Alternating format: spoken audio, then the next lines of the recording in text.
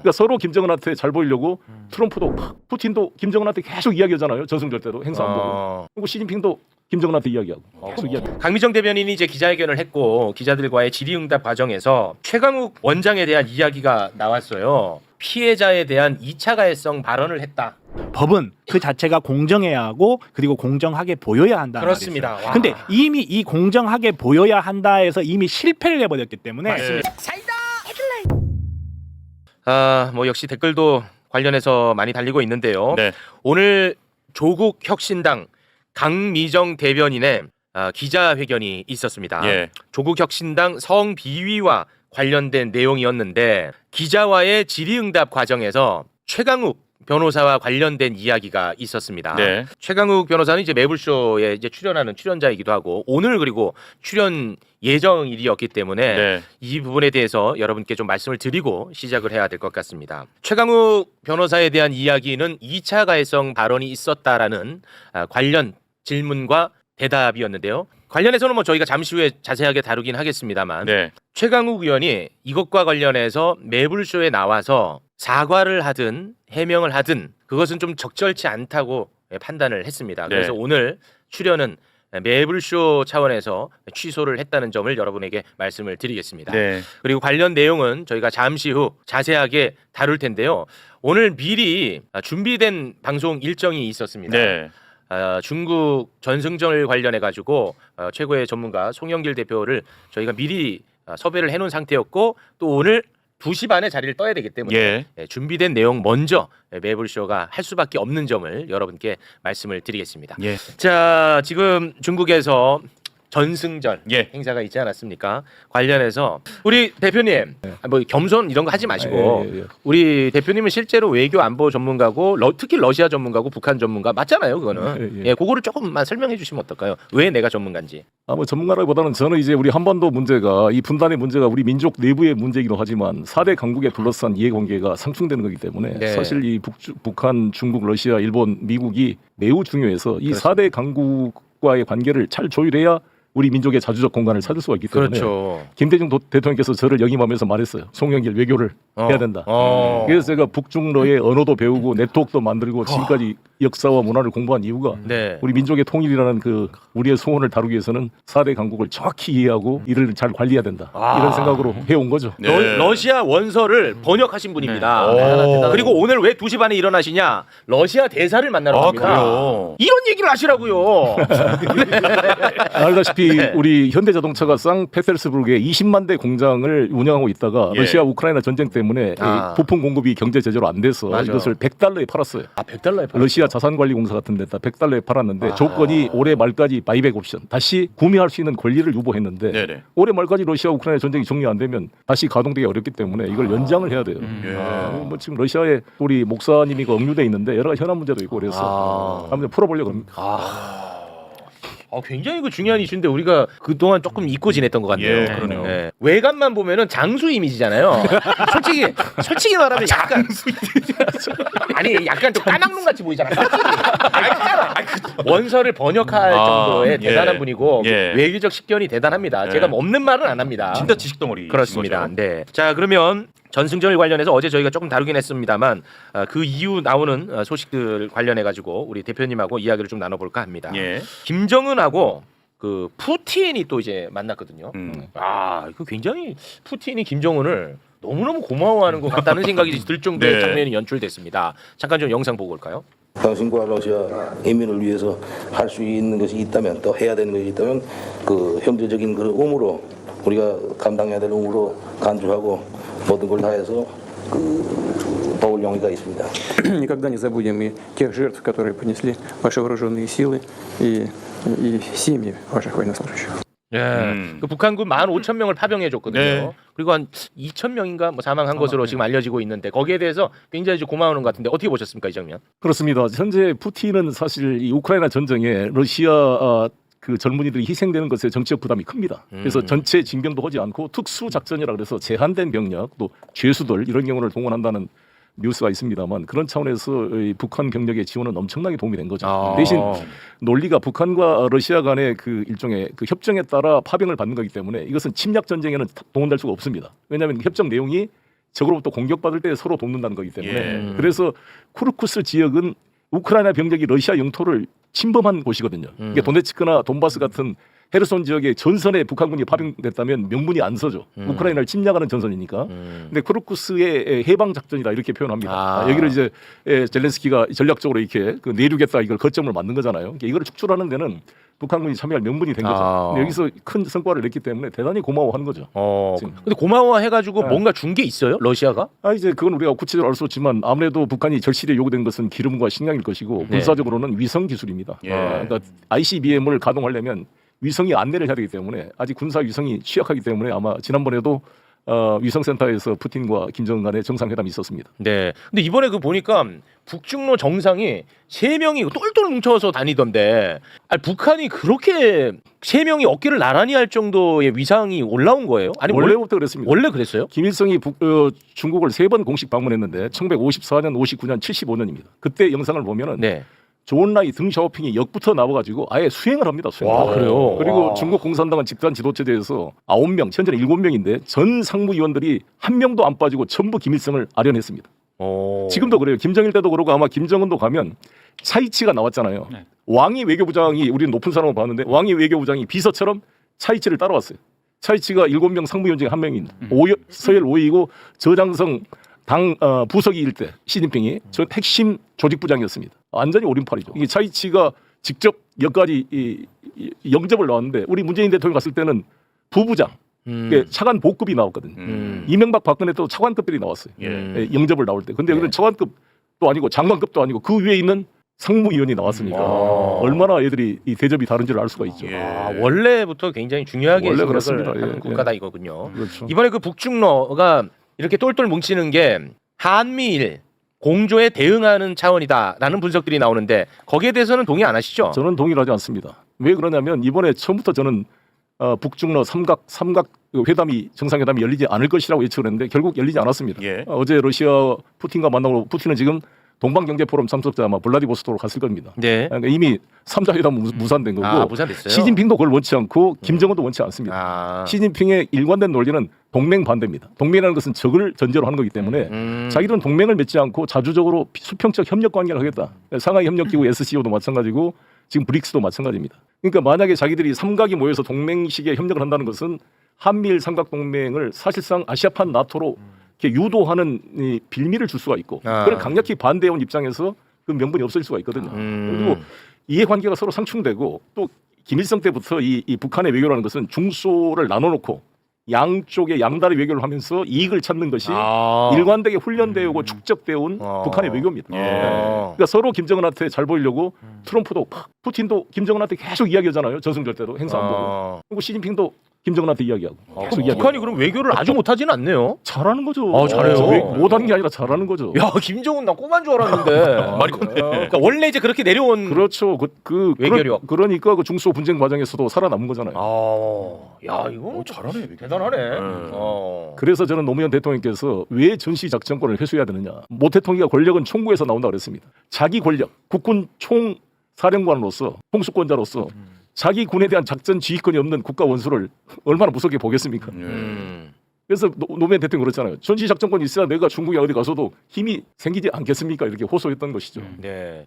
이번에 그 우원식 국회의장도 참석을 해서 김정은이랑 악수를 했다는 얘기들이 나오고 있는데 그 같이 갔던 의원들도 얘기를 들어보면 북한이 굉장히 그 의도적으로 좀 외면하는 분위기다. 뭐 이런 얘기를 하더라고요. 그건 어떻게 보십니까? 원래 김정은이 이제 두 개 국가 앞으로 통일이라는 말도 쓰지도 말아라. 우리가 북한 가면 반갑습니다. 동포 여러분 동포 여러분 노래 이제 다 없어졌습니다. 못 부르게 합니다. 예. 아예 민족 통일 이런 말을 다 지워버렸습니다. 지워버려. 야. 적대적 국가다 이제 서로 따로 살자 이런 너무해. 입장이기 때문에 아주 쌀쌀하게 됐을 건데 네. 저는 우원식 의장이 인사도 혹시 안 받는 게 아닌가. 그런데 그래도 김정은 위원장이 윗사람들에 대해서 존중하는 태도가 있어요. 그게 있어요. 문재인 대통령과 회담할 때도 밖에 담배 좀 피우러 나갔다 오겠습니다. 나갔다 와서 피웠잖아요. 그래요? 맞담배를 안 피웠어요. 그 허락받고 나갔다 왔어요. 나갔다 밖에 나가서 화장실에서 한지 모르지만 아무튼 담배 피우고 왔습니다라고 이야기를 했어요. 여기도 우원식 의장이 나이 선배잖아요. 한참 선배죠. 그러니까 악수하고 예하고 이제 그 정도의 기본적인 했다는 거죠. 그게 또 회담하고 나올 때 푸틴하고도 푸틴보다 먼저 가라고 이렇게 안내하잖아요. 자동차 먼저 타시라고. 네네 그 얘기하더라고요. 먼저 타라고. 그래 푸틴이 먼저 탔잖아요. 그러니까 이런 동양적 예의가 있는 것 같아요. 기본적으로. 그럼 김정은이 또 자기 인민들 앞에 잘못했다고 이게 고개 숙여 인사하잖아요. 네. 언제 수령이 그렇게 인사를 하냐고. 그러니까 그게 많이 변화가 있습니다. 그래서 저는 그러나 이제 더 이상 말을 안 섞은 거죠. 우리 쪽에서 아니면 그쪽에서 아니 우원식 의장은 특별한 간단한 인사만 하거든. 네. 근데 주목할 점은 푸틴 대통령이 우원식 의장을 만났을 때 맞아요. 무슨 말을 전달하겠냐. 예, 그 물어봤잖아요. 푸틴이 먼저 물어봤다는 거예요. 네. 푸틴이 네, 푸틴이 혹시 김정은 위원장에게 전할 말 없나요? 라고 네. 하니까 우원식 네. 의장님이 네. 남북한 문화적 교류를 했으면 좋겠다.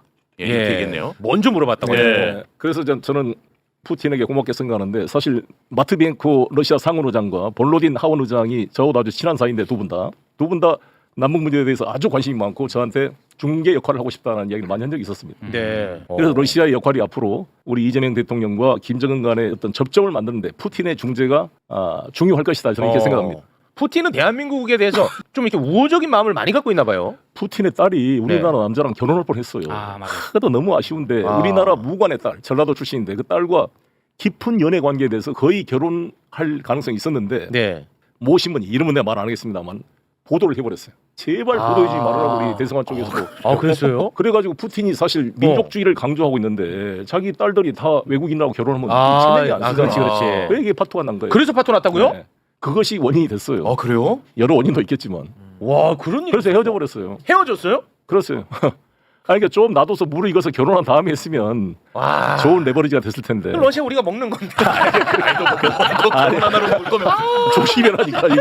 말 조심해라. 뭐 옛날이야. 죄송합니다. 네. 그런 일이 있었어. 나 처음 알았네. 아니 저 기사를 예전에 본 적이 아, 있었는데 그래요? 너무 디테일하게 썼어요. 그래요? 네, 그러니까 너무 이 국익을 좀 생각해야 되는데 이게 특정하다가 지식 덩어리 이거 몰랐잖아요. 알고 있어요. 알고 있었어요. 기사를 본 기억이 있어요. 기억이 있어요. 그런 기사는 그러니까 실제 결혼식장에 입장할 때까지 엠바고를 걸었어야 되는 건데 그게 안 지켜진 거지. 진짜 아쉽네. 네. 자, 뭐 굵직한 뉴스는 뭐 이 정도로 정리하고 잔바리 뉴스 잠깐 좀 다뤄보겠습니다. 워낙에 장기 독재자들이 만나다 보니까 네. 셋이 만나면 뭔 얘기를 할까 궁금하잖아. 야, 역시 장기 독재자들은 뭔데? 수명 얘기를 하더라고. 수명 얘기, 오래 살아야 돼. 150년? 네, 그 장면 잠깐 영상으로 보겠습니다.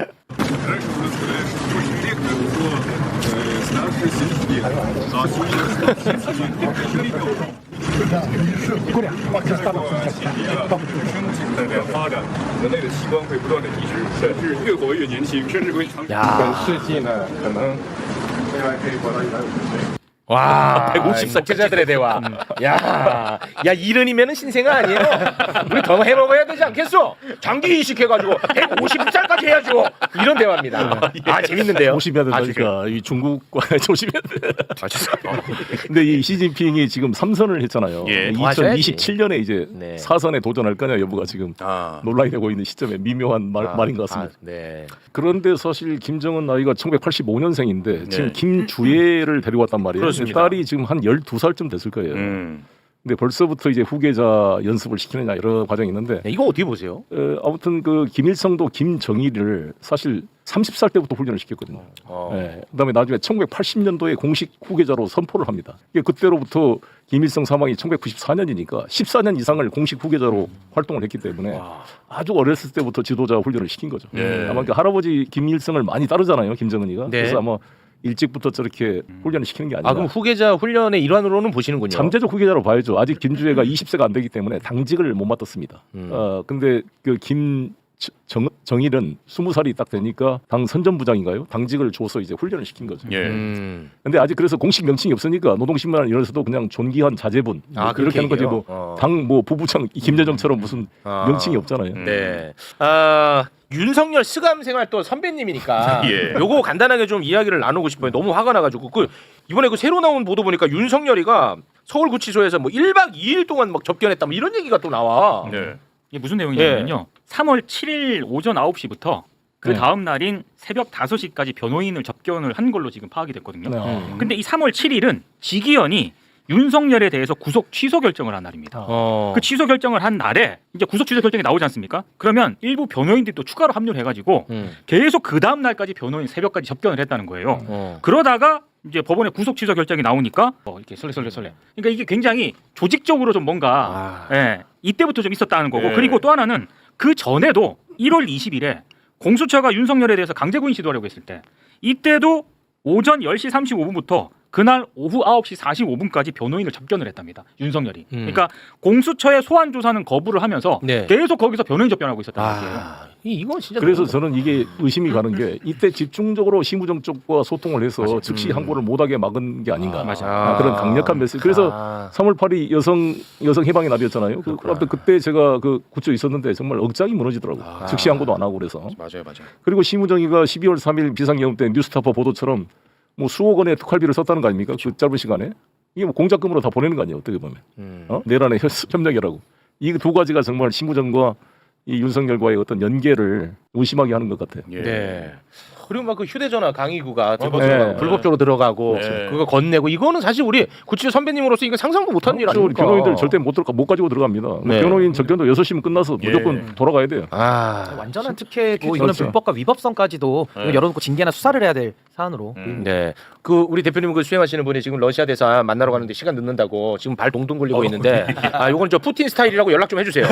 예, 연락하세요 지금. 오늘 지각한다고 오늘 늦게 간다고 푸틴 스타일로 갑니다. 우리는 러시아를 존경하는 마음을 담아서 푸틴 스타일로 지각한다고 연락하세요. 예. 자, 저희는 지금 뭐 댓글에서도 저희 얘기가 거의 안 들릴 정도로 예. 지금은 이제 오늘 기자회견 관련한 관심이 굉장히 높은 상황입니다. 이 부분에 대한 이야기를 지금부터 잠깐 나눠볼까 하는데요. 조국혁신당의 강미정 대변인이 오늘 성 비위와 관련된 기자회견을 가졌습니다. 일단 그 기자회견 관련한 영상 잠깐 보고 오겠습니다. 당내 성추행 및 괴롭힘 사건의 피해자 중 한 명은 지난달에 당을 떠났습니다. 해당 사건과 관련해서 당의 쇄신을 외쳤던 세종시당 위원장은 지난 9월 1일 제명되었습니다. 함께했던 운영위원 3명도 징계를 받았습니다. 또 다른 피해자도 지금 이 순간 사직을 준비하고 있습니다. 성비위 문제를 최초 접수받고 당에 보고한 여성위원회 실무담당 의원실 비서관은 당직자에게 폭행을 당했고 사건은 검찰에 송치되어 있습니다. 그러나 당은 피해자들의 절규를 외면했습니다. 가장 먼저 이뤄져야 할 피해자 보호와 회복이 외면당하는 사이에 피해자들은 당을 떠나고 있습니다. 결과는 불공정했습니다. 피해자를 지키려 했던 이는 재심 청구 3주 만에 기각, 제명이 확정되었습니다. 반면 재심을 청구한 가해자는 60일을 꽉 채운 끝에 결국 제명이 확정되었습니다. 사령기 조국 원장에게도 내 상황 보고가 됐지만 결과는 조치가 없었던 건지 그게 탈당의 계기가 되신 건지도 8월 15일 전과 후에 당도 입장의 변화가 없었고 조국 전 대표께도 여타 다른 입장은 듣지 못했습니다. 네. 강미정 대변인의 주장을 정리를 해보자면 크게 이제 두 가지입니다. 예. 조국혁신당 내에서 성비위 사건이 있었다. 그리고 조국혁신당은 피해자 보호와 가해자 징계에 미온적이었다. 네. 여기 이제 크게 두 축인데요. 요거를 좀 갈라서 지금부터 하나하나 좀 살펴보도록 하겠습니다. 먼저 성비위 사건이 있었다. 이 얘기부터 좀 해볼까 하는데 조국혁신당 소속 당직자가 상급자를 성추행한 혐의로 고소를 한 일이 있었더라고요. 예. 작년 7월부터 2월까지 대단히 지속적인 성희롱 발언과 성추행을 당했다라는 입장입니다. 그리고 작년 7월에는 이제 택시에서 뭐 옮기기도 좀 그런데 뭐 손잡고 껴안고 볼에 입맞춤하고 뭐 그런 일이 있었다는 거고요. 12월 회식에서도 이런 부적절한 일이 있었다는 겁니다. 예. 이게 사실이라면 진짜 굉장히 심각한 일인데 여기에 대해서는 별로 지금 나오는 얘기만 봤을 때는 이견이 없어 보이거든요. 이건 거의 사실에 가깝지 않나 개인적으로는 그렇게 추정하고 있는데 여기에 대해서 생각을 좀 듣고 싶습니다. 그러니까 우선 이게 정당 내에서 이루어진 사건이라는 좀 특별한 점이 있는 것 같고요. 그러니까 아무래도 이제 외부에 말하기가 좀 힘들었을 수가 있고 사실 이제 피해자가 있는 사건은 우리가 좀 조심해서 더 다룰 필요가 있다. 네, 두 가지를 맞습니다. 먼저 말씀드리고요. 네. 지금 이 문제의 심각성은 이 지금 성비위 사건이라는 게 지금 당 내에서 이게 뭐 단 한 번이 아니라 여러 차례 이런 건들이 있었고 당내에 알렸음에도 불구하고 당에서 이게 지금 처리가 잘 안 됐다라는 게 지금 피해자 측의 맞습니다. 주장이거든요. 네, 맞아요. 그래서 저는 뭐 수사는 수사대로 당연히 그거는 또 잘 진행되도록 우리가 또 감시 감독은 해야 되겠지만은 네. 지금 문제의 핵심은 과연 정당 차원에서 뭐 조국혁신당이 이렇게 규모가 큰 당은 아니다 보니까 네. 아무래도 서로 이런 여러 가지 소란스러운 일들을 좀 그냥 정리해 버리자라고 하면서 좀 당 내에서 어떤 좀 이런 좀 무마하는 이런 일들이 좀 있었던 거 아니냐라는 의심까지 나오고 있기 때문에 오늘 물론 조국혁신당에서도 그 입장을 또 내기도 네, 했습니다만은 맞습니다. 이 부분에 대해서는 좀 국민들께서 아마 좀 더 깊이 관심 갖고 한번 좀 들여다봐야 되지 않을까 예. 그런 생각이 좀 듭니다. 두 변호사님은 어떻게 보십니까? 아니 일단은 사실 확인이 급선무죠. 네. 그러니까 그게 있었다고 하면 응분의 조치가 당연히 이루어져야 되는 것이고 뭐 양 당사자 간의 말이 좀 틀리다면 사실 확인을 위한 거를 뭐 수사기관에서 할 수 있는 거는 거기에 맡기더라도 네. 당 내부적으로 확인할 수 있는 것은 철저히 확인을 해서 책임이 있는 사람에 대해서 응분의 조치를 취해야 될 텐데 지금 저 기자회견 부분 중에 저는 약간 갸우뚱한 게 왜 피해자 쪽의 편에 섰던 사람들이 계속 제명이 되고 뭐 네. 당을 떠났다. 예, 예. 그거는 저 얘기만 들으면 어떻게 저런 일이 말도 안 있지라고 되죠, 사실은. 이해가 전혀 안 되는데 네. 이거는 조국 혁신당 쪽의 공식 입장이 뭔지 좀 나왔어요. 예, 뭐라는 거예요? 그래서 공식 입장을 제가 간략하게만 말씀드린 방금 말한 그 건에 대해서만 예. 피해자 편에 섰다는 이유로 징계했던 것은 아니라는 입장입니다. 간단하게 정리하면 그 징계 사유가 뭐라는 거예요? 징계 사유는 다른 이유라는 거예요. 그게 이제 조국 혁신당의 공식 입장이에요. 그러니까 그거는 네. 사실 확인을 해봐야죠. 네. 우리 변호사님은요? 그러니까 이제 가끔 이런 사건들을 접하면 이제 피해자의 입장에서 접할 경우가 많이 있거든요. 네. 직무상. 근데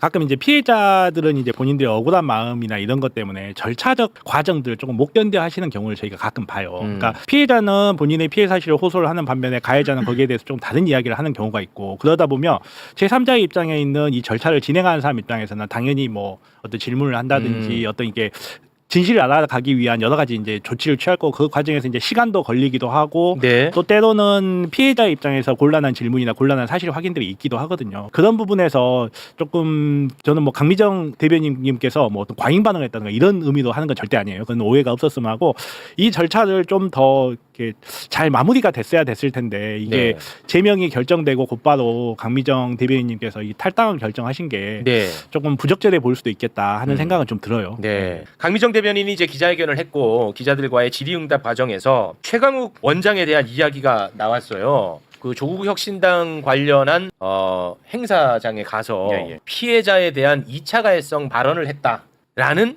이 찌라시가 좀 돌았었나 봐요. 네. 그 찌라시에 대한 질문을 기자가 하고 거기에 대한 대답을 강미정 대변인이 한 부분이 있습니다. 그 부분을 일단 영상으로 보고 와서 이야기 나누겠습니다. 최근 최강욱 전 의원이 조국혁신당 대전 세종 정치 아카데미에서도 관련해서 발언을 한 걸로 알고 있는데요. 이제 처음에 밭글로 봤고요. 밭글의 신빙성이 100%가 아니기 때문에 증권가 정보지처럼 여겼는데요. 그 자리에서 말씀을 그렇게 하셨을 거라고는 일단 믿진 않았고 이제 그렇게 풀어가던 중에 현장에 있던 당원께서 저에게 녹취 음성 파일을 보내주셨어요. 어제 저녁에 받고 많이 놀랐습니다. 들어보시니까 그 밭들과 내용이 일치했나요? 네. 네.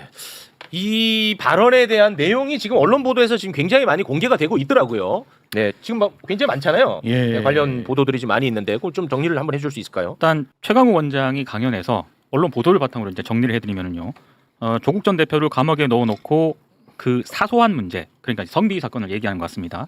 사소한 문제로 치고받고 싸우는데 아이고 이렇게 얘기를 한 것으로 나오고 그런 일은 혹시 아닌지 저는 잘 모르지만 당사자의 얘기를 얼마만큼 믿을 수 있고 얼마만큼 정확히 들었는지 그게 또 우선이 돼야 할 것 같다. 이런 얘기를 한 것으로 일단 되어 있고요. 그리고 일단 정확하게 안 다음에 내가 판단하고 싸우는 건지 정확하게 알지는 못하지만 그럴 것 같아서 싸우는 건지부터 명확히 좀 했으면 좋겠다. 그리고 그 다음에 무슨 판단이 있어야지 그냥 내가 보기에 나는 누구가 좋은데 저 얘기하니까 저 말이 맞는 것 같아. 이건 아니다. 그건 개 돼지의 생각이지 이렇게 말을 한 것으로 나와 있습니다. 그리고 이제 한동훈 전 대표하고 가족과 관련한 사례도 언급을 했는데 뭐 어디 가서 누가 지금 한동훈이 처남처럼 뭐 여검사 몇 명을 어떻게 하고 이런 일이 벌어졌으니 조국 혁신당에서 나는 잘 모르겠다. 왜 그런 짓을 했다는 소리를 들어야 되고 당하신 분은 어떻게 당하신 줄 잘 몰라서 드리는 말씀이다.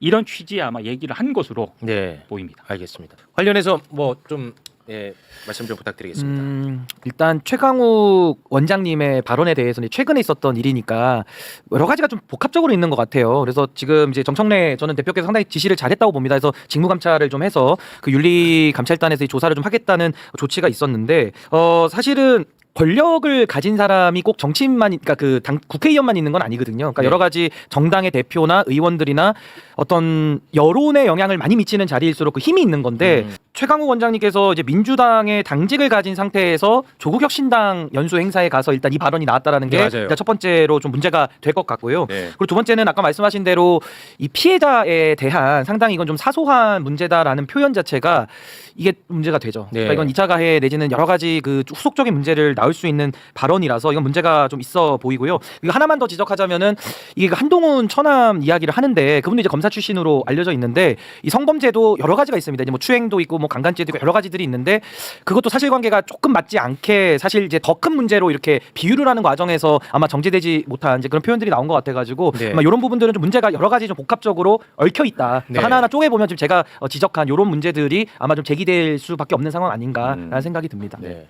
비슷해요. 그러니까 가장 문제될 수 있는 부분은 그거잖아요. 이제 조국 전 대표를 감옥에 넣어놓고 그건 뭐 조국 혁신당 당원들이 넣은 거는 전혀 아닌데 하여튼 네. 전 대표가 감옥에 있는 상태에서 왜 이런 사소한 일을 갖고 싸우느냐. 근데 이제 그 사소한이라는 표현 자체가 네. 인식이 잘못된 거 아니냐. 그러면 뭐 전 대표가 감옥에 있으면 어떠한 일이 당 내에서 벌어지더라도 다 침묵하고 이른바 단일 대우를 유지하기 위해서 다 묻어야 되느냐. 뭐 이런 식의 논리가 나올 수 있기 때문에 그 부분이 문제였던 것 같고 그 사실은 사면복권 기사 보면서 알았어요. 아 최강욱 전 의원의 당적이 민주당이었구나.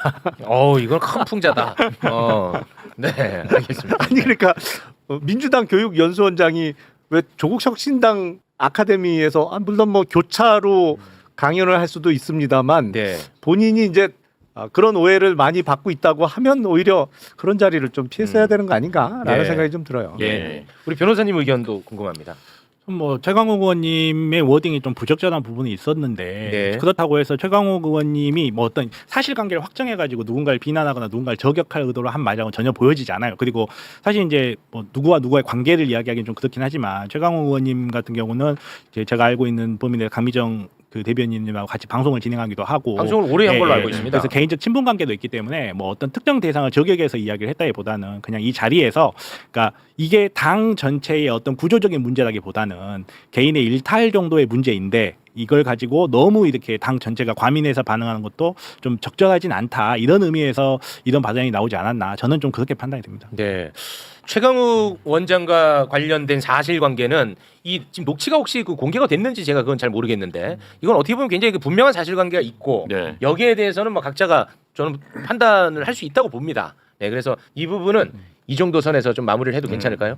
아니 근데 네. 그 최강욱 전 의원님이 좀 말씀을 편하게 하는 스타일이잖아요. 그 녹취 파일이 조금 더 위험할 것 같은데. 아 그게 만약에 아니 이게 약간 이렇게 활자화된 거하고 네. 이렇게 실제. 어투나 실제 녹취가. 이게 약간 다를 수가 있잖아요. 근데 아니 악의적이지는 않은데 네. 말을 좀 편하게 하는 스타일이잖아요. 그러니까 저는 여기 오기 전에 전체 녹취하고 내용을 다 확인하고 왔거든요. 아, 그러셨습니까? 앞뒤에 어떤 맥락에서 이런 발언이 나왔는지 그게 일반 사람들도 접근할 수 있는 정보인가요? 그건 잘 모르겠어요. 네네네. 네, 그래서 함부로 공개를 하기는 좀 그렇긴 한데 네네네. 아무튼 뭐 이런 부분에서 저는 워딩 선택은 분명히 부적절했다고 아. 봐요. 부적절하다고 보는데 네. 이게 뭐 어떤 한 개인을 뭐 저격할 목적이라든지 2차 가해 목적이라든지 전혀 그렇게 보이지는 않았습니다. 그건 네. 우리가 제 느낌을 보이니까. 네, 근데 네. 이게 뭐 어차피 공개된 강연이니까 예. 강연에서는 뭐 이거를 누군가가 녹음기를 틀어놨다 해서 위법으로 될 수가 네. 없는 거거든요. 네. 그러니까 누군가가 이제 녹취한 거 아까 들어보셨다고 하니까 이제 녹음을 해서 아마 뭐 공개를 하셨던 것 같은데 네. 그러니까 연단에 올라서 한 발언처럼 그렇죠. 보이던데. 그러니까 이제 강의 맞잖아요. 중에 네, 강의 중에 아마 일부 나온 내용 네. 같아서 이거는 뭐 비밀이 내는 건 아니니까. 네. 근데 어쨌든 그 내용만 그냥 놓고 분석을 해본다면은 이거는 피해자에 대한 2차 가해성 발언으로 저는 볼 네. 여지가 매우 높다. 네, 봅니다. 네. 알겠습니다. 아 근데 왜 그 조국 혁신당 관련한 사건을 매불쇼가 입장을 내라고 자꾸 하시는지를 모르겠네요. 네, 저희는 아무 관련이 없습니다. 조국 혁신당이랑. 예. 자, 뭐 관련해서 뭐 더 이야기가 나오는 부분이 있으면 저희가 계속해서 다루도록 하겠습니다. 네.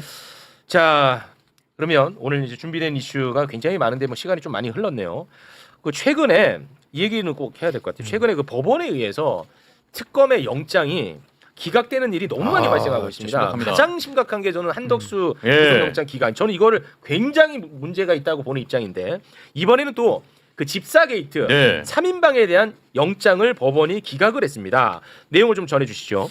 조영탁 IMS 모빌리티 대표하고요, 민경민 뭐 사모펀드 운영사 대표 등 3명에 대한 구속영장을 법원이 기각을 했습니다. 저기 지금 나오고 있죠, 이 3명인데 기각 사유가 뭐예요? 기각 사유가 좀 논란이 되고 있습니다. 일단 뭐 구속 필요성이나 도주, 증거인멸 염려에 대한 소명이 부족하다 이런 이유를 들었는데 특검이 반발하는 가장 큰 이유 중에 하나가 이게 지금 혐의 자체에 대한 어떤 그런 소명이 부족하다는 게 아니고 혐의의 중대성에 대한 소명 부족을 이유로 영장을 기각을 했거든요. 그러니까 이게 중죄를 저질렀는데 이게 실제로 중죄에 해당되는지를 잘 모르겠다. 뭐 이런 취지예요. 그건 1심 재판부에서 해야 되는 역할 아니야? 그래서 이런 식으로 영장을 기각한 선례는 없다는 게 특검팀의 판단이고 그래서 강력 네. 반발하고 있고 다시 영장을 청구하겠다라는 입장입니다. 아, 혐의의 중대성은 1심 재판부에서 하는 거 아니에요? 아니 그걸 떠나서 이제 구속영장 주로 범죄 사실에 기재된 게 혐의잖아요. 네. 그러면 그 범죄 혐의의 소명 여부는 구속영장 발부의 기준이 될 수가 되죠. 있죠. 그러니까 그렇죠. 이거를 그 범죄 사실을 입증할 만한 입증의 단계까지는 못 가더라도 낮은 단계, 그러니까 소명할 만한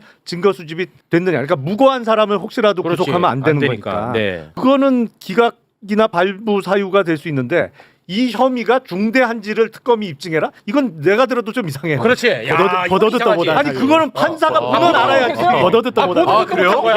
그럼 분노해 주세요. 아, 이게 이상한 게요. 네. 조영탁이 184억 투자를 받았잖아요. 뇌물성 투자입니다. 근데 그 184억 중에 조영탁 대표가 내가 개인 채무 그 상황에 사용을 했다. 36억. 36억. 네네. 본인이 자백을 했어요. 그게 이제 배임 횡령이죠. 근데 이게 아니 중대인지 모르겠다니. 이게 판사 입장에서 이거 영장 기각을 낼 때 보통 이제 주거가 불안정한지 그리고 도주의 위험이 있는지 앞에 두 개는 똑같은 거예요. 그리고 증거를 인멸할 위험이 있는지 그리고 혐의의 중대성 이렇게 보는데 혐의의 중대성이라는 건 앞에 두 개를 받쳐주는 보조적 요건에 불과해요. 그러니까 아무리 혐의가 중대하다고 하더라도 원칙은 아무리 혐의가 중대하다 하더라도 이 사람이 도망갈 우려가 없고 이 사람이 증거 인멸할 우려가 없으면 불구속하는 게 원칙이에요. 근데 혐의가 중대하지 않은지 모르겠다라고 해가지고 영장을 발부하지 않는 건 이거 진짜 저도 보도 듣도 못했고 처음 봤습니다. 그리고 체포영장이나 구속영장 때 어떤 게 있냐면 그 해당 범죄의 법정형이 벌금 50만 원인가요? 5만 원인가 이 미만일 때 못 내주게 돼 있긴 해요. 왜 그러냐면 너무 사소하니까. 근데 사실 그러면 역으로 생각해 보면 이 벌금 50만 원 이상만 선고할 수 있을 것 같아도 구속되는데 아무 문제가 없다는 뜻이기도 하거든요. 그거는. 근데 정말 혐의가 중대한지 중대하지 않은지 모르게 써서 영장을 기각한다는 건 전 진짜 보도 듣도 처음 들었어. 예, 처음 들었죠? 그러니까 이상해요. 왜냐면 혐의가 중대한지 아닌지는 판사 본인이 알아야지 뭐 누굴 보고 소명하라고 그래. 보면 아는 거지. 아니 그리고 저는 이 사건 참 희한한 게 굉장히 중요한 중대범죄인데 중대범죄예요. 과거에 김예성에 대한 압수수색 영장도 기각이 여러 차례 됐었거든요. 네. 거기다가 지금 이 공범으로 의심되는 이 세 명에 대해서도 영장 청구가 기각이 된다. 그러니까 이제 재청구 당연히 해야 되는 것이고 네, 당연히 합니다. 저는 뭔가 이게 사법부에서도 요 사건에 한해서는 지금 너무 영장을 안 내주려고 하는 부분들은 분명히 좀 기류는 있는 것 같다. 그렇습니다. 그래서 이제 이거 이상하다는 건 정리가 됐으니까 이 얘기는 너 딴 데 가서 딴 소리 하면 안 돼. 아 이거는 더 알려야 돼. 이거 확실하게. 나 이틀만 안 해. 이 진짜 이상한 이거 자 법조인 세 분이 다 이상하다고 했잖아. 말이 안 되는 거죠. 말이 안 되잖아. 예. 한덕수 더 말이 안 되고. 한덕수 최악이고. 맞지? 예. 그래서 이 건에 대해서 많은 사람들이 이거 조이대의 난 시즌 2 아니야? 이렇게 의심합니다. 왜냐? 예. 지금 지기현이가 내란 관련해서 재판 지연 계속하고 있죠. 예. 그리고 그 전에서 뭐 특검 관련한 영장이 계속 기각되고 네. 있죠. 그러다 보니까 민주당에서 이 내란에 한해서 특별 재판부를 설치하려고 하고 있어요. 네네. 실제 그 법안이 발의가 된 상태예요. 네. 이러다 보니까 여기에 대해서 지금 사법부가 뚜껑이 날아간 거야. 이 새끼들 우리 영역까지 침범해 민주당. 이 새끼들은 진짜 한번 맛 좀 보여줘야 되나? 해서 특검발 영장 청구를 계속 기각하는 것 아니냐 네네. 하는 의심을 지금 사고 있는 것입니다. 이런 와중에 특별재판부에 대해서 사법부가 대놓고 반발하고 나섰습니다. 그래요? 지기현 룸살롱 관련해 갖고는 하잖아. 예. 말도 안 하고. 근데 지들 문제는 또 바로 반박합니다. 천대엽 법원 행정처장 이 사람이 대법관입니다. 네네네. 자, 특별재판부에 대한 입장을 냈는데요. 함께 보고 오시죠. 특별 재판부를 구성함에 있어서 특정인들에 의한 의사가 반영이 되고 한다면은 그 부분은 이제 사법의 어떤 독립성이나 재판의 객관성, 공정성에 대해서 시비를 불러일으킬 여지가 있기 때문에 그것이 초래할 위험성에 대해서도 저희들은 우려를 많이 하고 있습니다. 만약에 이제 헌재에서 헌법재판소에서 위헌 판단을 받게 되면은 이런 역사적인 재판이 무효화돼 버리는 그런 엄중한 사태가 생길 수도 있겠습니다. 자, 제가 법을 아예 모르는 사람인데 내란 특별재판부에 대해서 위헌 소지를 얘기하고 있습니다. 네. 그런데 보면요. 법원의 조직과 관련해 가지고는 법률로 정하게 되어 있어. 법원의 조직과 관련해서. 그리고 법관의 자격과 관련해서도 법률로 정하게 돼 있다고. 이게 왜 위헌입니까? 위헌 요소 없어요. 없어요? 분명히 이야기하는데 예. 만약에 이게 위헌이다. 그러면 서울 행정법원, 서울 가정법원, 서울 회생법원, 서울 특허법원 다 위헌이게요. 그것도 다 법으로 행정법원을 만들게끔 해서 그렇지. 만든 거고 서울 네. 가정법원을 만들게끔 해서 만든 거예요. 근데 거기에다가 서울 내란법원 하나 만드는 거야. 네. 이거를 법적으로 문제가 있다라고 할 수는 없는 거고 그리고 네. 지금 이제 천대엽 행정처장님 나오셔가지고 하는 말이 뭐 공정성 시비가 일어날 수 있다 이런 이야기하는데 공정성 시비는 이미 일어났어요. 이미 일어나가지고 문제가 되니까 지금 이렇게 거기에 대한 그렇지. 해답으로서 그렇죠. 특별재판부 말씀 잘하시네. 특별재판부를 이야기를 하는 거고 그리고 원래 이런 말이 있어요. 법조에 이런 말이 있어요. 법은 그 자체가 공정해야 하고 그리고 공정하게 보여야 한다는 그렇습니다. 말이 있어요. 와. 근데 이미 이 공정하게 보여야 한다에서 이미 실패를 해버렸기 때문에 맞습니다. 법원이 중립성이라든지 공정성에 대해서 심각한 위기를 겪고 있어서 거기에 대한 해법으로서 나오는 거거든요. 네. 이거를 법으로 정하게끔 돼 있고 판사의 자격을 법으로 정하게끔 돼 있는 거예요. 그냥 간단하게 이야기해서 사법고시에 합격한 사람만이 반드시 판사가 돼야 된다. 이것도 아니에요, 사실은.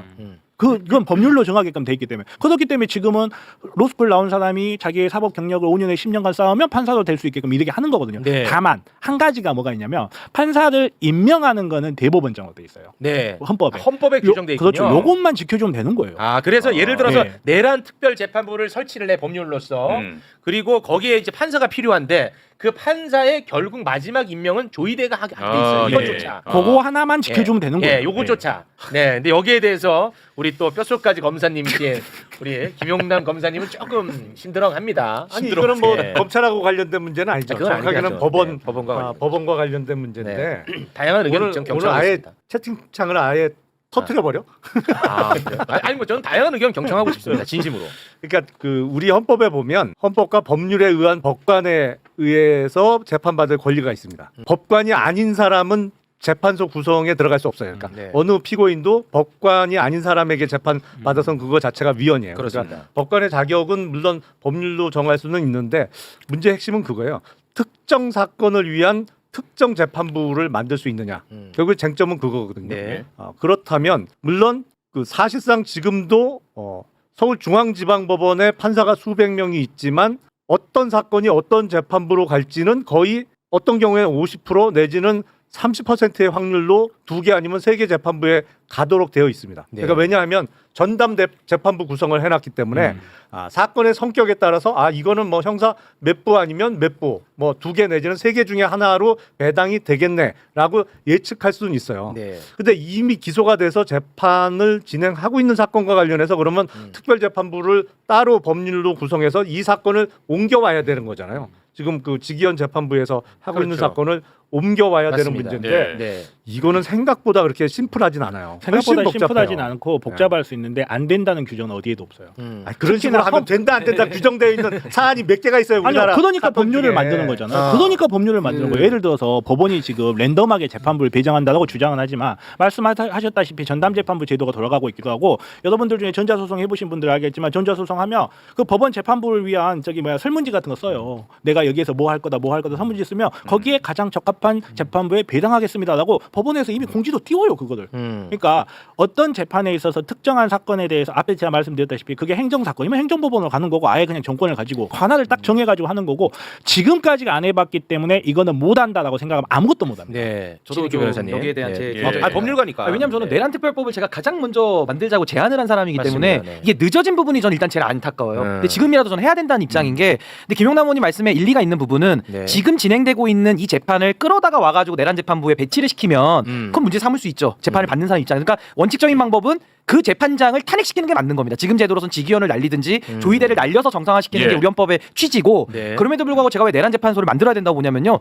이 사법부에 대한 불신을 해소할 수가 없는 겁니다. 예. 왜? 첫 번째, 내란이라는 이 중대한 상황, 이건 뭐 중대로도 표현이 안 돼요. 엄청난 일이 지금 일어난 거고 두 번째는 윤석열이 내란 수괴인데 네. 내란 플러스 알파잖아요. 지금 뭐 특검 3개 다 돌아가고 있으니까 네. 여기에 대해서 윤석열이 내란 수괴인데 내란 수괴가 내란을 일으키기 전에 합법적인 권한을 가지고 조의대를 임명을 해놓은 거예요. 그래놓고 사후적으로 내란을 일으켰는데 결과적으로 지금 와서 보면 윤석열은 자기가 임명한 대법원장으로부터 지금 재판을 바꾸는 거랑 똑같은 겁니다. 네. 이 이해 충돌을 깨줘야 되는 거예요. 그렇죠. 그래서 저는 내란 특별법을 통해서 이제 만들어야 되는데 그 관할 사건들을 내란 플러스 그리고 내란에다가 지금 윤석열이 일으켰던 이 범죄 비행위들 있잖아요. 이거 저는 연관 재판으로 할 수 있다고 봐요. 그렇게 해서 내란 재판소를 만들어서 내란의 남은 부분과 그리고 앞으로 이뤄질 이 지금 비리들 많지 않습니까? 네. 이걸 엮어서 재판할 수 있는 재판부를 만들되 조건은 판사는 지금 임명되어 있는 법관들 중에 저분들 중에 일부를 차출하는 방법들을 써야 됩니다. 그게 가장 네, 위헌 그러니까 논란의 새로운 가장 사람을 중요해. 법관으로 임명해서 하고 이런 거 너무 위헌적이고 예. 지금 법관들 중에 조의대의 임명권으로부터 자유로운 법관들이 있어요. 음. 이 사람들을 어떻게 추천받고 어떻게 검증할지는 우리가 따로 논의는 더 해야 되겠습니다만은 네. 최대한 중립적이고 국민들의 다수가 수긍할 수 있는 방법을 가지고 저는 미래의 사건을 가지고서 내란 재판부를 하면 저 그 부분에 대해서는 크게 위헌 시비를 막을 수 있다. 신인규 변호사님 그거 말씀은 하나만 더 추가해요. 내란 특별재판부가 아니라 특별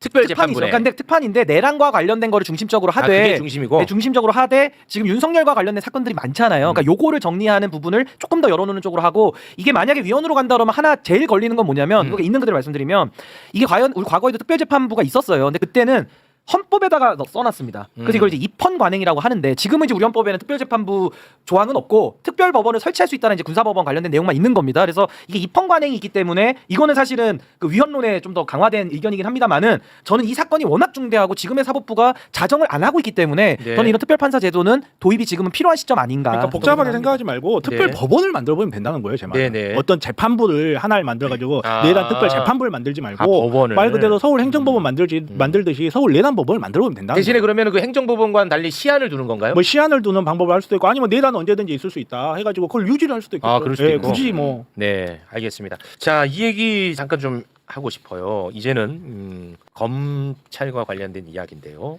검사 출신은 좀 마음의 각오를 하시고 통일교 변호인단은 이제 초호화 군단을 꾸렸죠. 이재명 정부의 첫 민정수석 오광수 그리고 문재인 정부의 마지막 검찰총장 김호수는 비밀 법률 자문단에 합류한 의혹을 받고 있습니다. 검사들은 이제 검찰에 있을 때는 무소불위의 힘을 막 휘둘고 검찰에서 나오면은 또 엄청나게 많은 돈을 벌고. 그렇죠. 나는 이걸 보면서 뭐 검사가 공익의 대변자다 뭐 이런 얘기 똥이나 싸라 하는 생각이 좀 많이 들고 있는 정확합니다. 상황이에요. 공익적 마인드를 찾아볼 길이 없는데요. 예. 이런 초호화 검사 출신들이 통일교에 들어가서 어떤 짓을 하고 있는지 지금 이제 보도가 나온 게 있어서 얘기를 나누고 싶습니다. 예. 일단 그 통일교 교인들이요 특검 앞에서 피켓 시위를 하고 있거든요. 잠깐 사진 좀 올려주시겠습니까? 이런 식으로 하고 있습니다. 네. 이것과 관련해서 통일교 내부 제보자가 한 이야기를 소개를 좀 해주십시오. 이 통일교 내부 제보자가 이번 시위가 한학자 총재 소환 일정 8일에 소환을 한다고 그랬거든요. 그 소환 일정에 맞춰서 특검을 압박하기 위한 조직적인 대응이다라고 설명을 했는데 지금은 1인 시위를 하고 있는데 네. 한 중순경까지 최대 5,000명 규모의 집회를 열겠다고 경찰이 일단 신고한 것으로 확인이 됐거든요. 그런데 이 내부 제보자가 이런 얘기를 했습니다. 검찰 출신 전관 변호사가 신도를 동원해서 힘을 과시해야 한다라고 자문을 해줬다. 이 자문의 결과가 지금 시위로 지금 나타나고 있는 겁니다. 그러니까 이런 식으로 특검을 압박해야 한다라고 검찰 출신 전관 변호사가 조언을 해줬다라고 합니다. 자랑스러우신가요? 누구야? 익명으로 되어 있습니다. 네, 익명으로. 뭐 많이 자랑스럽습니까? 공익의 대변자, 네, 너무하지 검사 않습니까? 출신들. 아니 자랑스러워. 뭐 이런 사람도 있고 저런 사람도 그렇게 있고. 말하지 마십시오. 매번 내가 얘기하지 안지라스랑 비슷하다고 자꾸 서지 말라고. 아 너무 힘듭니다, 솔직히. 와, 이거는 진짜 너무 힘들어요, 진짜. 나 정말 너무 고통스러워. 정말 그냥 보통의 검사 출신 변호사들이 이렇게 하는 것도 난 솔직히 좀 고통스러웠을 텐데 다른 사람도 아니고 검찰총장을 했던 사람 그리고 민정수석을 맞아. 했던 사람들이 여기서 이러고 있다. 와, 나는 정말 못 견디겠거든요. 우리 변호사님 어떻게 보고 이게 계십니까? 바로 악의 평범성 아니에요. 악의 평범성. 검사 나는 변호인이기 때문에 돈 받고 변호를 했을 뿐이다. 나는 나의 역할에 충실하게 하는 것이 나의 도덕이다. 이렇게 이야기하는 것을 차단하고자 하는 게 개개인의 윤리 아닙니까?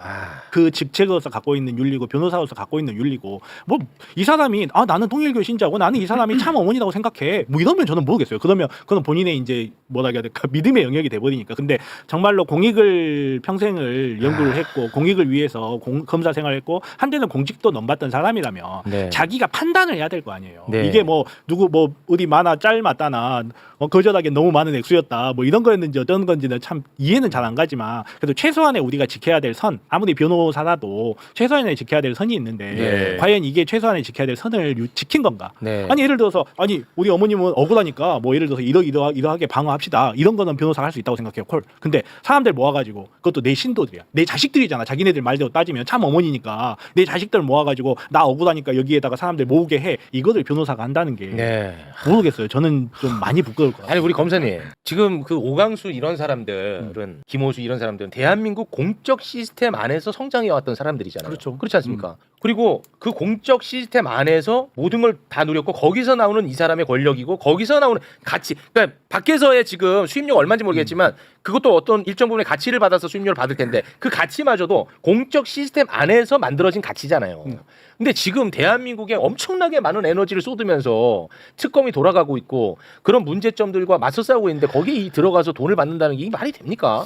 대단히 부적절해 보여요. 왜냐하면 이 정부 출범하면서 첫 민정수석으로 임명이 됐다가 사실은 무리를 일으켜서 네. 중도 조기 탈락했던 거잖아요. 맞습니다. 근데 이게 불과 뭐 한 2달 됐나? 예, 2달 정도 된 것 같습니다. 네. 정말 얼마 안 됐어요. 그러면 아무리 그 수입료를 많이 준다 그래도 이제 본인이 이거는 제가 맡기에 적절하지 않습니다라고 해서 네. 안 맡았어야지. 네. 이게 피해가야지. 근데 아니 하다못해 유튜브에서 내란하고 싸웠던 김용남 변호사도 쭈뼛쭈뼛하면서 갈 거야. 돈 많이 주면. 그나마 쭈뼛쭈뼛. 여기는 공직이 아니잖아요. 하다못해 유튜브에서 내란과 싸웠는데도 쭈뼛쭈뼛하면서 가고 아마 욕 먹을 겁니다. 그것도. 근데 이 사람들은 공직에 있었잖아. 그렇죠. 아니 그리고 제가 다른 곳에서 다른 방송에서 한번 얘기한 적이 있는데 제가 수사했던 사건 중에 제일 힘들고 어려웠던 사건이 종교단체 사건이었어요. 정말로 힘들어요. 왜냐하면 예. 이런 식으로 사람 동원을 해요. 근데 이게 일당 받고 동원되는 사람들하고 완전히 질이 틀려. 아, 그래요? 가리질 않아. 물불을 안 가려. 아. 그래서 그렇다고 종교단체고 그 종교단체가 신도도 많고 힘이 세다고 수사를 안 하면 안 되는 거잖아요. 해야 그렇습니다. 되잖아요. 네. 근데 정말 조심해야 될 거다. 내가 통일교보다 교세가 훨씬 작은 종교단체 수사하면서도 그렇게 힘들었는데 통일교 정도 사이즈면 진짜 무슨 일이 벌어질지 모른다. 그래서 특검 정말 조심해야 될 거다라는 얘기를 몇 주 전에 한 적이 있는데 예. 그거를 이제 뒤에서 또 이 계획자고 또 사주하는 사람들이 있는 거야. 이런 식으로 사람 동원해서 뭐 이렇게 방법만 알려주면 사람 동원을 종교단체만큼 쉽게 많이 할 수 있는 곳이 없어요. 아니, 검사님 말씀드리니까 더 열받네. 자, 봐봐. 검사 경험으로 야 종교단체 수사 힘들더라. 저기서 압박하면 힘들더라. 알아. 아니까 그걸 돈 받고 조언을 해줘? 와. 그렇게 얘기하면 마치 내가 그런 것 같잖아. 듣기에 따라서는. 저는 제가 지금 변호사 한지 저 7년 됐거든요. 저는 이런 사건은 변호사들도 수임할 수 있는 게 있고 없는 게 있는데 저는 뭐 의뢰 오지도 않아요. 그러니까 사실은 저는 욕을 같이 먹어야 된다고 생각합니다. 제 잘못 아니더라도 이 법조불신이라는 거는 법조계들이 다 반성을 해야 되잖아요. 그러니까 저는 뭐 제 책임 없다 이 얘기를 하려는 게 아니라 도대체 저는 이 변호사 선배님들한테 뭘 배워야 되는지를 물어보고 싶어요. 사고는 자기들이 다치고 제 또래에 있거나 저보다 더 젊은 변호사님들 있잖아요. 바깥에서 한 건 한 건 수임하기가 요즘 진짜 힘들거든요. 사건이 잘 수임이 안 돼요 요즘에는. 근데 이런 전관들은 자기 명함 팔아가지고 이 짓거리들을 하고 다니는 거예요. 제가 이 오광수 그리고 김호수 강찬호 지금 3명만 나왔잖아요. 네. 전 이 자들 용서 못합니다 평생. 선배는 무슨 선배. 말도 안 되는 얘기고요. 제가 더 화가 나는 이유가 뭐냐면은 이 정관예우의 가장 저제 끝판왕이거든요. 비양심의 끝판왕인데 예. 이 3명의 우리가 관심이 다 집중된 사이에 다른 전관예우자들은 또 웃고 있어요. 전 그게 더 화나는 겁니다. 맞습니다. 그냥 마치 그 악어떼들 잡혀 나갈 때 얼룩말 한 마리가 잡히거든요. 나머지 얼룩말들이 다 도망가요. 살려고.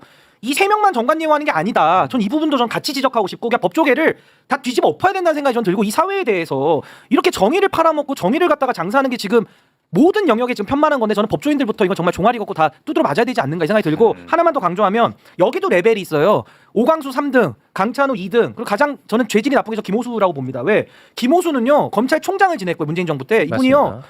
자기 사무실 옆방에 대표 변호사가 지금 그 특검팀에 가 있어요. 맞아요. 근데 그 특검보 중에 또 통일교를 수사를 해. 통일교 수사하고 있어. 근데 자기가 통일교 의뢰인을 맡아서 이 짓을 한다? 아, 이게 진짜 이 최악 김호수 아니야? 총장은요. 저는요. 이 3명 포함해서 진짜 이거 변협에서 제발 듣고 있으면 저 징계해야 됩니다. 저런 사람들은요. 라이센스를 주면 안 돼요. 그렇지. 장롱이라 그래요. 죽을 때까지 합니다. 장사를. 죽을 때까지 합니다. 병원에 가서도 해요. 저런 사람들이. 아니 그거는 이거 또 위원 또 먹물들이 또 위원 얘기하겠지. 위원이라고 하면 또 아니 저는 검찰총장 뭐 예를 들어서 헌법재판관, 대법관 이런 거를 하고 나가면은 변호사 못하게 좀 했으면 좋겠어요. 또 위원이라고 하시겠지 뭐. 아니 네. 그게 방법이 없지는 않아요. 그래서 이제 일본 같은 경우에 어떻게 하냐면 공증사무소가 있잖아요. 네. 그래서 공증인 자격을 주고 네. 주로 이제 공증이라는 게 이 사람 저 사람 이제 갖고 오면 그 공증인이 내용 확인하고 확인을 해주는 거잖아요. 네. 그것만 하게 하는 경우가 있어요. 다른 나라 같은 경우에 일반 사건 수임은 하지 마라. 그리고 공증만 해라. 그래서 이제 이른바 퇴임 이후에도 먹고 살기에는 해주는데 사건은 수임하지 말고 요거만 하라고 하는 방법도 있어요. 근데 그거는 이제 제도적으로 이렇게 만들어 줘야 되는 거지.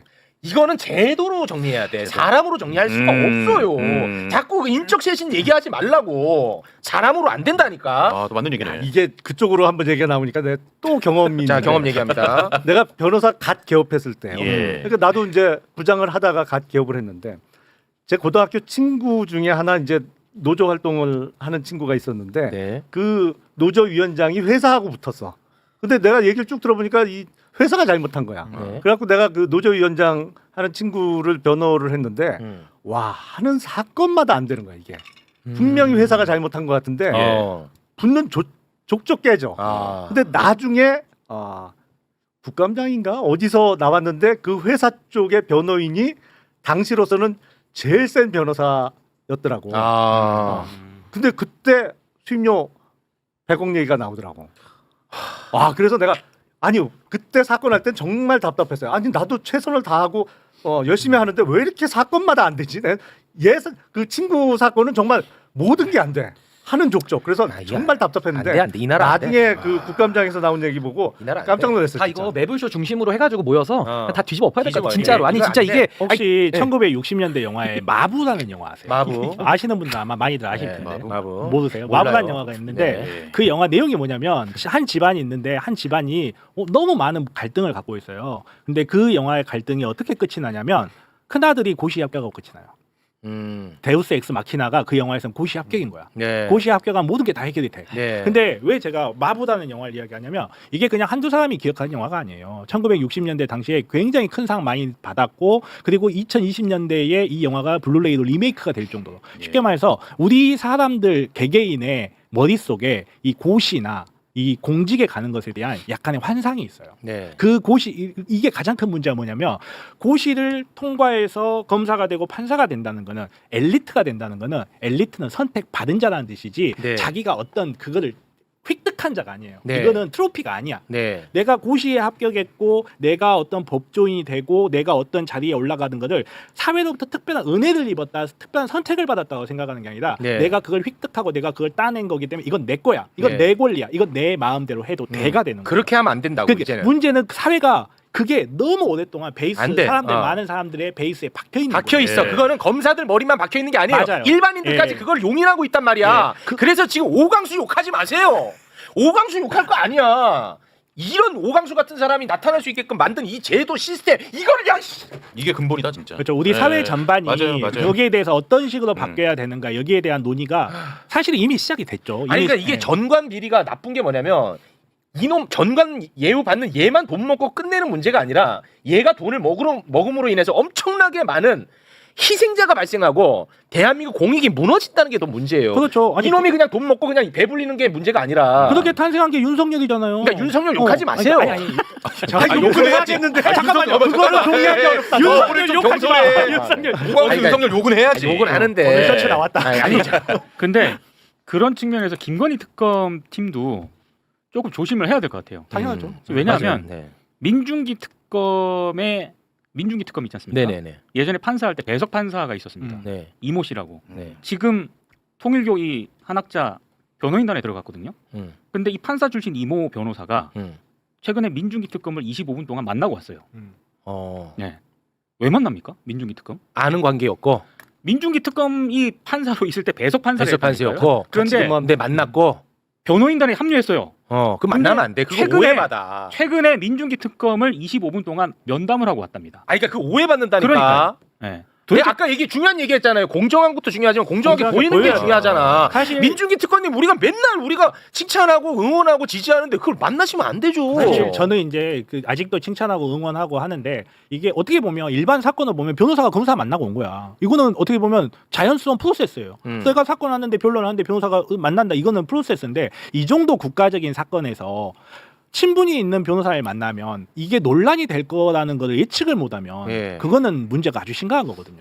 문제 아주 심각한 거다. 그러니까 물론 이제 뭐 변호인 입장에서는 아니 내가 변호인인데 내가 이상한 변호인이야. 내가 검사를 만나는 게 뭐가 문제야. 이렇게 될 수도 있겠지만 방금 전에 말씀했다시피 그게 공정하게 보이지 않는다는 거. 이 정도 판단할 정도의 정무적 판단을 해야 되지 않나. 친분이 있는 관계니까. 그러니까 사실 그건 몰라요. 왜냐하면 배석 판사 그런 일이 가끔 있어요. 정관 변호사에서 몇 천만 원 매덕 주고 샀는데 알고 보니까 같이 근무한 건 맞는데 둘이 밥도 안 먹었대. 가끔 이런 경우 있어요. 알겠습니다. 그러니까 뭐 꼭 친하다는 뜻은 아닌데 문제가 생기잖아. 그러니까 이렇게. 아니 나만 해도 보십시오. 뭐 이게 뭐 부적절할 수도 있는데 나만 해도 내가 괜히 또 이해관계가 있다라고 사람들이 인식할 것 같으니까 오늘 최강욱 의원 출연을 취소시켰잖아요. 나만 해도. 나만 해도 네. 그렇게 한단 말이에요. 그렇죠. 그렇지 않습니까? 근데 지금 너무나 엄중한 자리에 있는 분들이 이렇게 하면 어떡하냐는 거예요. 아니, 그러니까 명칭이 특별검사라 민중기 특검입니다만 사실은 비유를 하자면 변호인이 검사를 만난 게 아니고 변호인이 검사장 내지는 맞아요. 적어도 검찰총장을 만난 만난 거예요. 왜냐하면 특별검사는 그냥 일반 수사검사하고는 틀리죠. 그러니까 변호인은 예를 들어서 특검에 파견 나와 있는 뭐 파견 검사를 만나서 출석 일자나 조율 뭐 이런 걸 조율할 수는 있어요. 얼마든지 그거는 뭐 잘못된 것도 아니고 조율할 수도 있는데 특별검사는 명칭은 검사지만 사실은 위상은 검찰총장이다. 그렇죠. 예. 적어도 그것도 여기에 있어서는 검찰총장이라고 봐야죠. 예리한 지적인 것 같습니다. 예. 제가 또 사과를 하고 가야 될 것 같습니다. 네, 그 윤석열 욕하지 마라는 발언에 대해서 봐봐, 내가 바로 했잖아. 바로 잡았잖아요. 이제 공색 드러내냐고 욕 엄청 네. 그보다 중요한 건 제도다. 네. 이런 취지죠. 맞아요. 너도 네. 같이 나라. 아니야. 좀 살려주려고 했는데. 최욱이 너 변호사 김계리 선임한 거 티 난다. 뭐 이런 얘기들이 많이 나오네요. 우리 저 김용남 검사님의 옛벗 이준석 쪽에서 저를 또 고발해가지고. 그래요? 고발했어요? 뭐로? 뭔지는 제가 몰라요 지금. 네, 그래서 변호사를 선임했습니다. 네. 거기 고발 많이 하네. 엊그저께 허나 대표님은 또 계속 가더라고요. 그거로 경찰서 추적하고 왔다고. 예. 그러더라고요. 변호사 선임했습니까? 예, 했습니다. 아, 네. 네. 아깝다. 왜요? 뭐 그것도 땡기려고 그랬어. 이 사건 땡기려고 했었어? 그래서 나왔구나 또. 네, 알겠습니다. 예. 자, 그럼 오늘은 여기에서 마무리 짓겠습니다. 오늘 뭐 준비한 걸 많이 못 해가지고 네네. 굉장히 찝찝하고 아쉽습니다만 내일 또 저희가 깔끔하게 정리하도록 하겠습니다.